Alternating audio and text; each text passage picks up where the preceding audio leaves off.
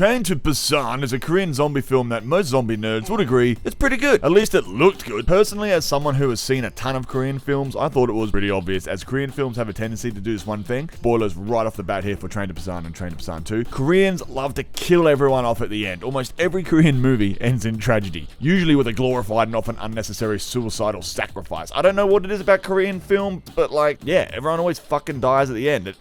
Heroes, most notably. I don't know why they love that shit so much. I've been to Korea a bunch of times. Everyone seems to be pretty jolly, especially me when it's 2 a.m. in a karaoke bar and I'm hammering down pitchers of cheap beer in between shots of soju. Maybe it's just me who's the jolly one. I mean, that is my happy place. I don't know. They do have a pretty high suicide rate though, but I'm going on a wild tangent here. Korea and the Korean people are a bunch of pretty awesome folk, except for my ex-girlfriend, fucking bitch. The point I'm making poorly is that despite being received well and being a generally decent zombie film, at least of high quality, I found Train to Busan obvious and predictable, but regardless, it was mostly enjoyable, and when the sequel came out, I was looking forward to it, as I just fucking love zombie stuff almost more than anything else. I mean, I've got sci-fi, fantasy, and zombie.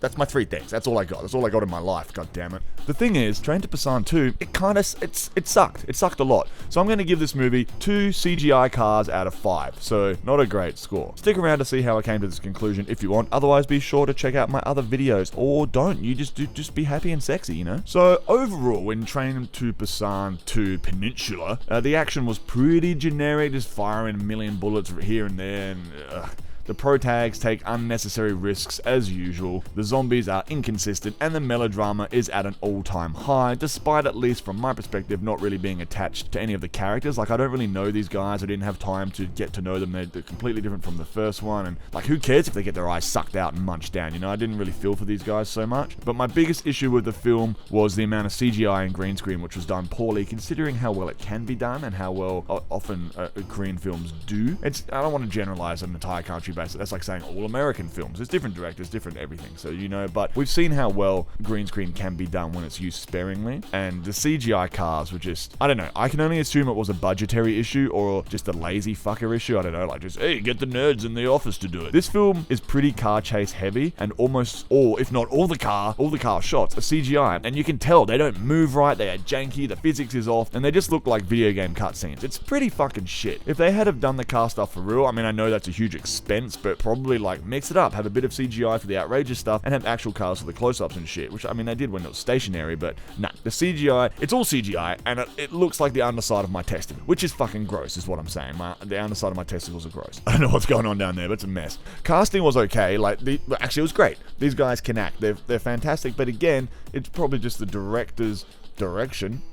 But the melodrama is sickening. Like, suck it up, pussies, and smash some zombies. Stop having a cry and go and get some shit done. It's been 4 years. Aside from the pacing and the overall story being pretty flat and generic, I did like the heist concept. The country has been completely shut off from the outside world, filled with zombies and raiders and murderers and probably rapists and bandits, and would-be treasure hunters are trying to get in and out and steal the goods like gold and watches, cash, I don't know, who knows, medicine, I don't know. They could have done something really special with this concept, like have it based around a treasure hunting sort of society, and just, I don't know, it would have been better, like treasure hunters avoiding zombies and bandits to raid abandoned megacities. It's cool, but it didn't work. So yeah, I just thought it was pretty flat and pretty generic. This is a pretty shit review, but that's my 2 cents for what it's worth. Probably about 2 cents, maybe less. That's my 1 cent. I really think there's potential here for another film, but considering this movie was not received well critically and or commercially, I don't know. Who knows? Who knows what's going to happen? I don't know what's going on in Korea. The whole world's gone crazy. So what did you guys think of Train to Busan and Train to Busan 2? Do you love how in every Korean movie that's not a comedy, and even in a lot of comedies, everyone dramatically dies at the end? Leave a comment and let's get a friendly discussion going. Also, do you guys like soju? I fucking love soju. Also, give us a like if you like my shit and share this stuff around. I hate my job and would love to be able to do this more frequently. I just can't justify the time. Also, check out my second channel. You can see me running around half naked with chainsaws and cooking kangaroo, and in some new videos I'm working on at the moment, I'm going to show you how to make booze from home that is super tasty